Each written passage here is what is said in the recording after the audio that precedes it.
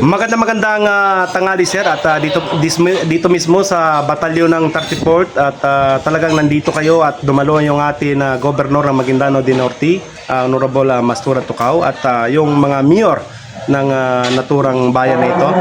At itong paglilipat ng 34th sa pamunuan po ni Lieutenant Colonel Batinay sa 33 ay at pagpasok ulit ng 33rd sa pamunuan po ni Lieutenant Colonel Jermin Ligada at ano ang pagbabago at anong overview nito General na at doon sa binangkit nyo na talagang kami po ay umaanga dahil na peaceful ang itong 10 munisipyo siyempre sa ilalim ng inyong pamumuno General, sir.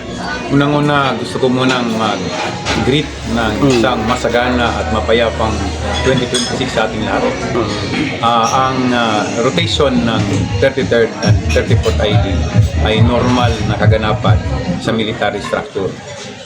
Part yan na after na mag-stay ang isang unit sa isang area, kagaya ng sinabi ko kanina, some good things has to be shared. Yung isang snappy na unit na nag-function dito sa area natin, Mitsayap, ang area na kinocover ng 34th IB ay Pigkawayan, Libungan, Mitsayap, Aliosan, Alamada, Banisilan, part ng Pikit, and of course yung munisipyo ng Nabalawag, Kadayangan, Pahamudin, and Northern Kabangkalan. So, nandito na sila sa area for 10 years and they have since significantly contributed sa peace, order, and development ng area. And then part ng ating ng bagong effort ng ating Division Commander, Major General Cagara, is that mag-rotate ng ating mga tropa para isa sa mga paraan ng Army na ma-maintain ang aming status ng readiness and then mas makapamilyar sa maraming area, and of course yun yung sinabi ko kanina na para mas excited ka pa na mag-perform magandang bagong area. Ang pag-rotate ang swapping ng dalawang batalyon ay part din ng ating effort na i-sustain kung ano yung nagawang maganda doon ng 33rd IB dun sa area nila, ano bro ito sa area ng 34th IB. So expect mo na the degree ng performance, commitment at ng dedication ng 34th IB pag mapunta sa kabila, and then ang 33rd papunta dito will be the same, and I will ensure na mangyari ito. Sir, matagal na po kayo sa area ng Mindanao at kung saan po marami na kayong karanasan at simula nung dumating kayo ang magulong 8 munisipyo nito at itong North Cotabato ay medyo nakokontrol nyo at manageable. Ano ang overview nito, General? How can you manage in mga civilian at saka itong mga LGU? Two-way po talaga ang pag-maintain ng peace and development. Ang presence ng security forces, kami sa Army, ng PNP, and most especially yung participation ng local government unit and ang suporta ng ating mga mamamayan.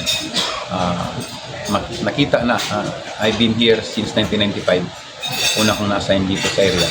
Nakita talaga natin kung paano nag-evolve, nag-transform ang mindset, ang pagtingin, ang involvement ng LGU sa peace and order. Dati, pag sinabing peace and order, purely military and police lang ang involved. Pero nakita na through the years, nakita na hindi talaga pwedeng maging mapayapa at progressive ang isang area na hindi nangunguna ang LGU. So I'd like to credit the involvement, the commitment, and the high performance ng mga LGU, mga LCE dito sa ating area. Kaya nandyan na yung Army committed, nandyan yung LGU na committed. So nag-improve talaga ang ating situation ngayon. Lastly, kasi may marami pang tatanong.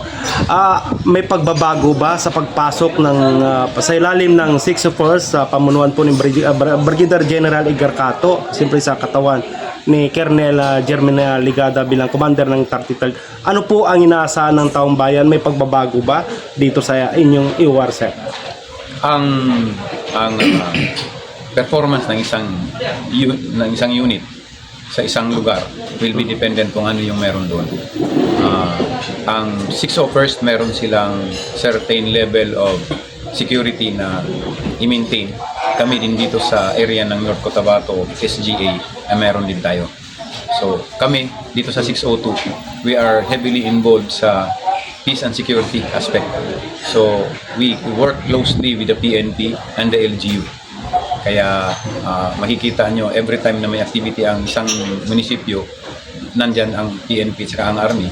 And at the same time, pag meron kaming gustong ma-implement or meron kaming project, nandyan din yung suporta ng LGU. Pero yun po, asahan ninyo na ang performance na or ang status kung ano man tayo ngayon ay ma-maintain minimum. And in fact, gusto pa natin pataasin pa ang antas ng level ng peace and security sa area. We are on the green status.